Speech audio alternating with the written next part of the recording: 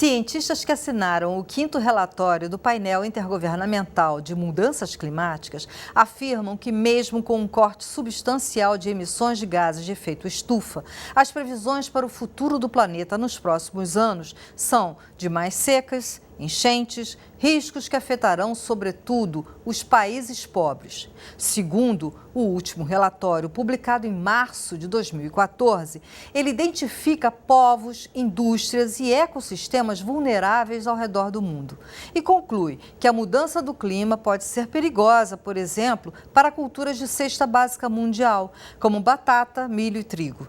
Para falar mais sobre o relatório do IPCC, a série Empreendedorismo e Sustentabilidade do programa Entrevista traz hoje Suzana Kahn, a professora do Programa de Engenharia de Transporte da UFRJ e uma das cientistas que ajudaram a fazê-lo. Suzana, obrigada por você ter vindo aqui conversar conosco. Bom, eu vi recentemente no Festival de Cinema do Rio um documentário que se chamava Refugiados do Clima. E esse documentário é muito bom, ele é de Michael Nash e Justin Hogan. Ele me deixou várias cenas impactantes na memória, e uma delas é de uma senhora que mora em Tuvalu, tem 45 anos, e ela diz o seguinte: Nova Zelândia já está abrindo as portas para os refugiados do clima, só que eles exigem que a gente tenha ofício e seja jovem. Como eu não tenho nem ofício, nem sou jovem, eu estou me sentindo condenada. Eu fiquei me perguntando se a gente está criando essa espécie de escravização por conta do clima, se vai ser um pouco isso que se espera para o futuro e como que a gente pode fazer para isso não acontecer.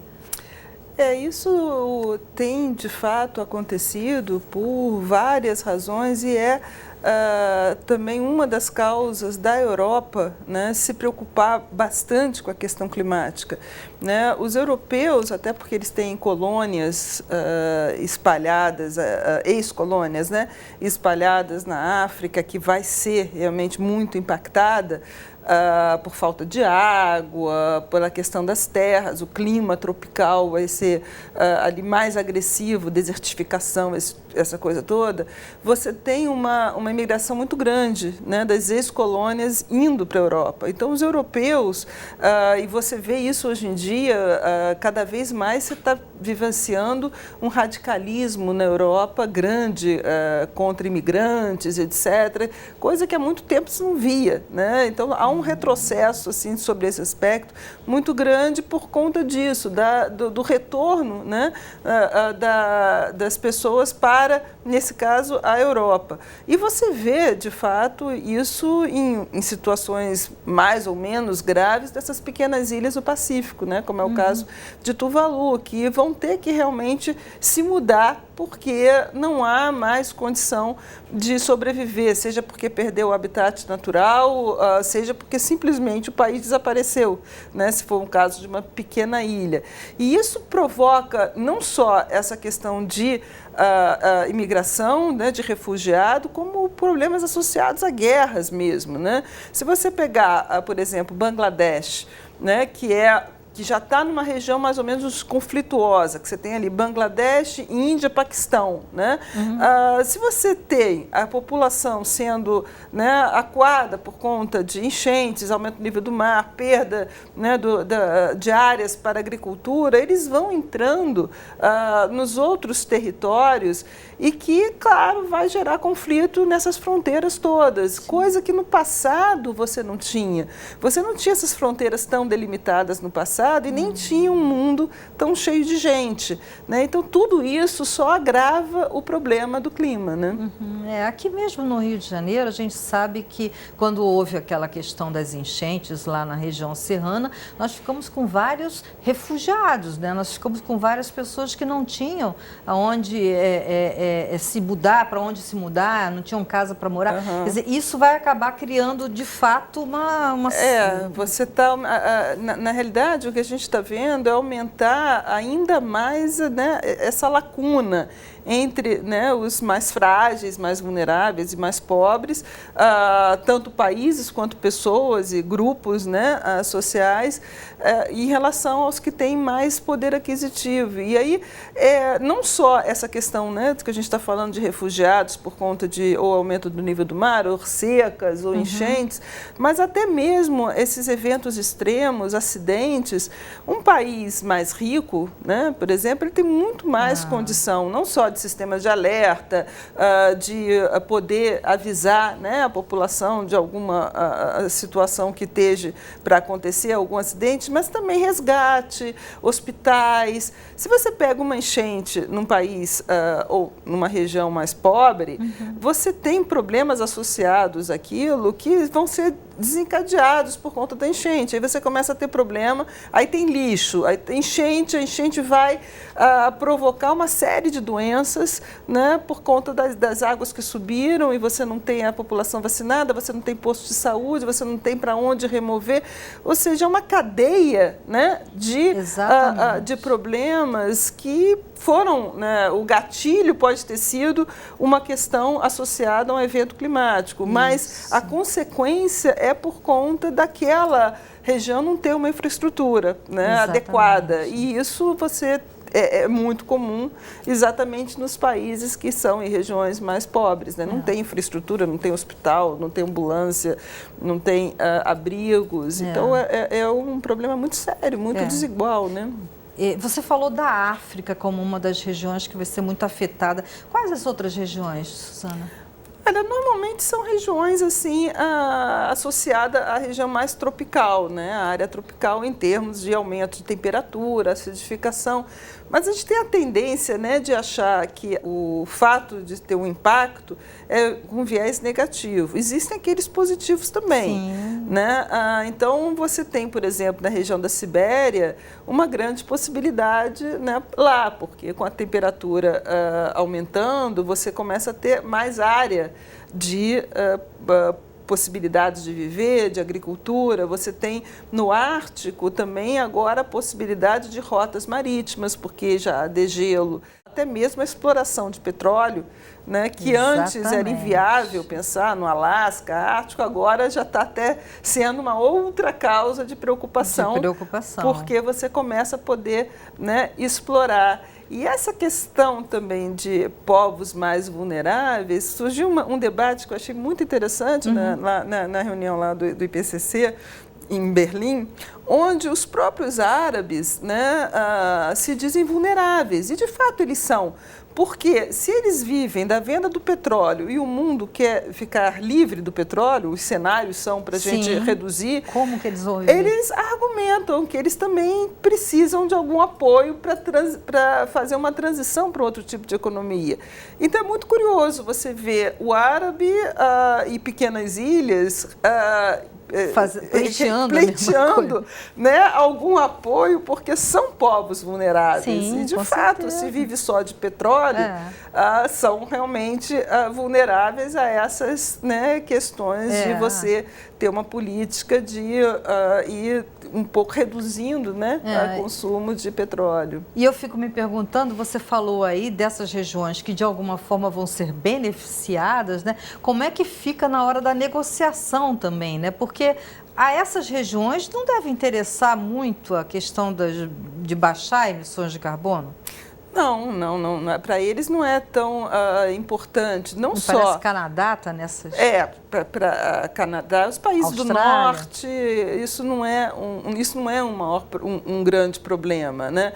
Para outros países também que vivem de serviços de alta tecnologia, também você ter um aumento de temperatura não vai causar maiores danos. Agora, aqueles que são países eminentemente agrícolas, né, que depende a sua economia está baseada na agricultura. Esses países são muito vulneráveis, porque a agricultura depende do clima, depende de água, depende da temperatura, pluviosidade. Então, você tem todo aí um conjunto de interesses completamente heterogêneos. Totalmente. Né? E quando você fala agricultura, eu fico pensando também na pecuária, que é a mesma coisa. E eu fico imaginando como é que é mexer num setor que, por exemplo, aqui no Brasil, né, trazendo a discussão aqui para a gente, ano passado movimentou R$1 trilhão no PIB.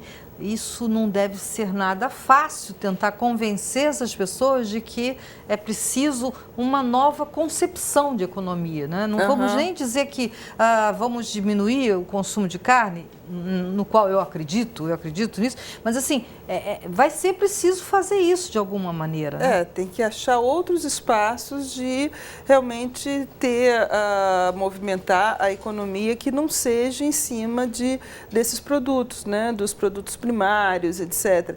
Além disso, para complicar mais, né, essa situação, você está falando, né, que a gente realmente tem parte grande do nosso PIB em pecuária e produtos agrícolas e tal. Há também uma discussão que começou a se iniciar neste relatório, mas eu acredito que vai ter segmento, porque é justo isso, é a alocação dessas emissões, porque muitas vezes você está produzindo, mas é para o consumo em outro lugar. Né? Então, isso surgiu e foi um debate também enorme. Como é que você contabiliza? Então, muitas vezes, o país começa a descarbonizar, digamos assim, mas é porque ele não está produzindo no solo dele, ele está produzindo nos países pobres. Então, as fábricas estão todas indo para outros lugares, mas quem está consumindo o aço, os materiais, o plástico, a carne, seja o que for, é o país desenvolvido. E, no entanto, você está colocando toda a conta, né, da emissão de carbono naquele produtor. Né? Eu acho que essa é uma discussão muito importante. Porque... É uma discussão que ficou no nível dos cientistas, mas quando entra para o nível dos líderes mundiais, como é que fica essa discussão, Suzana? Eles obviamente não aceitam, né? Porque isso muda muito a composição de forças, porque são exatamente os países mais ricos que acabam provocando, pressionando esse aumento de emissão, porque eles são os maiores consumidores. Né? Então, essa discussão também é bem interessante, porque há também, aí de novo falando dos árabes, etc., há também essa preocupação. O vilão, né, é petróleo, etc., é combustível fóssil, mas o vilão, no fundo, é o consumo. É o padrão do consumo, né? Porque se você não consome tanto, você não vai precisar de tanta energia.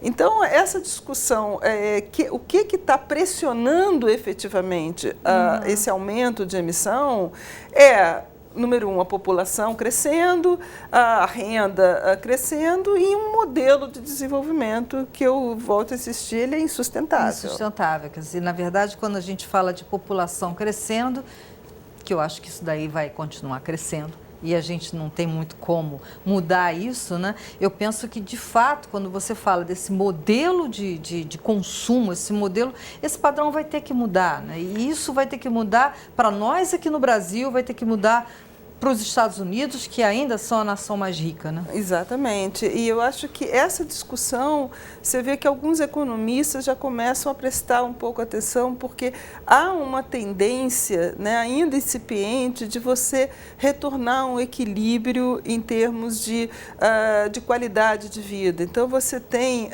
até um movimento chamado downshifting, que é você viver de uma maneira um pouco mais simples, começar a consumir coisas só próximas ao seu local de residência. O teu lazer passa a ser fazer caminhada, mas coisas mais próximas à natureza e não simplesmente sair para fazer compras. Né?